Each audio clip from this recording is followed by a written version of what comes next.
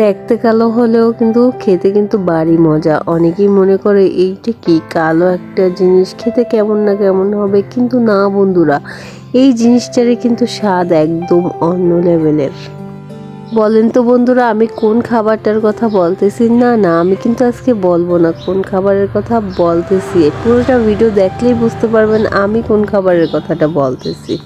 আসসালামু আলাইকুম আমার ভালোবাসার মানুষগুলো, আপনারা সবাই কেমন আছেন? আর আমার কণ্ঠ শুনে নিশ্চয়ই বুঝতে পারতেছেন আমি কতটা ভালো আছি। আমি কিন্তু বন্ধুরা একদমই ভালো নেই, আমার প্রচুর সর্দি হয়েছে আজকে, এজন্য আমার কণ্ঠটা শুনতে এরকম শোনাচ্ছে। যাই হোক বন্ধুরা, আজকে হলো প্রথমে রান্নাবান্নার ভিডিও দিয়ে শুরু করলাম। আজকে কোনো কাটাকাটির ভিডিও দিয়ে কিন্তু শুরু করিনি।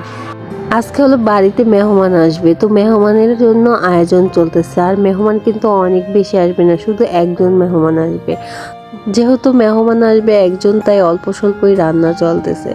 তো এদিকে আজকে আমি রান্না করতেছি না, আজকে রান্না করতেছে আমার চাচাতো বোন। ভেবেছিলাম আপনাদেরকে বলবো না আজকে কি রান্না চলতেছে, আপনারা দেখেই তো বুঝতে পারবেন, তাই কিন্তু প্রথমেই বললাম না। আপনারা দেখতে থাকেন কি রান্না চলতেছে। প্রথমে হলো আমার চাচাতো বোন মশলাটা কষায় নিচ্ছিল, আর এখানে পরিমাণ মতো সব মশলাই কিন্তু দেওয়া হচ্ছে আস্তে আস্তে করে। আর এখানে নিবু নিবু জালে আঁচ দিয়ে রান্না করা হচ্ছে।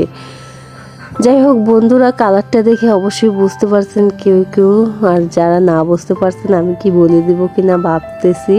থাক বন্ধুরা, আজকে নয়তো নাই বলি এক্ষুনি, তবে পরে কিন্তু আমি বলে দেওয়ার চেষ্টা করব। আর এইখানে মশলাটা কষানো হয়ে গেছে, আর আমার চাচাতো বোন মাংসগুলো দিয়ে দিল। আর মাংস দেখে নিশ্চয়ই বুঝতে পারতেছেন কি রান্না হবে। যেহেতু আমি কালো কালো বলেছি, থাক বন্ধুরা আমি এখন কিন্তু বলেই দিই।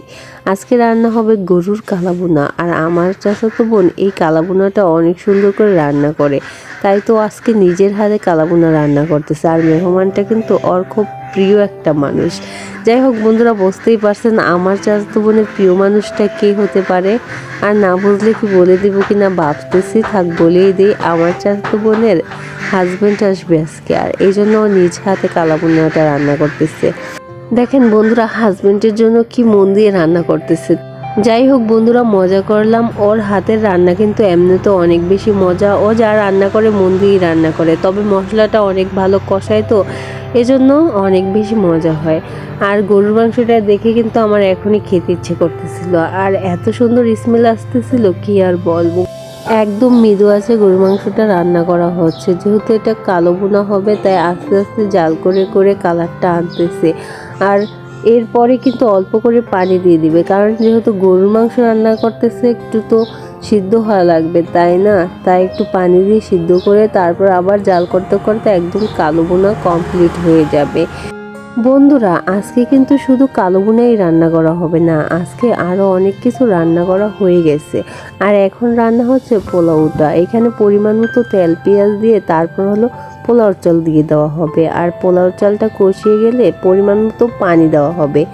আপনারা তো সচরাচর সবাই রান্না করতে পারেন, কিন্তু আমাদের গ্রামের মানুষ কিভাবে রান্না করে সেটা শেয়ার করার জন্যই কিন্তু আমি ভিডিওটি করেছি। এইদিকে আমার কণ্ঠের এমন অবস্থা, আমি ঠিকমতো ভয়েসও লাগাতে পারছি না, আমার খুব কষ্ট হচ্ছে, তাও আপনাদের জন্য কষ্ট করে ভয়েস দিতেছি। বন্ধুরা, আপনারা সবাই আমার ভিডিওটি পুরোটা দেখবেন এবং দেখে ভালো লাগলে লাইক শেয়ার সাবস্ক্রাইব করে চ্যানেলের পাশে থাকবেন। আর এই যে দেখেন কালো ভুনাটা রেডি হয়ে গেছে, তবে আরেকটু জাল পাবে সেটা আমি দেখাতে পারি নাই, কারণ আমি ঘরে চলে আসছিলাম। আর এই যে দেখেন রোস্ট আর চিংড়ি মাছ, মিষ্টি কুমড়া দিয়ে চিংড়ি মাছ রান্না হয়ে গিয়েছিল, ওইগুলো আপনাদের সাথে শেয়ার করতে পারিনি। তো সবাইকে ধন্যবাদ, সবাই ভালো থাকবেন, সুস্থ থাকবেন, আমাদের জন্য দোয়া রাখবেন। আল্লাহ হাফেজ।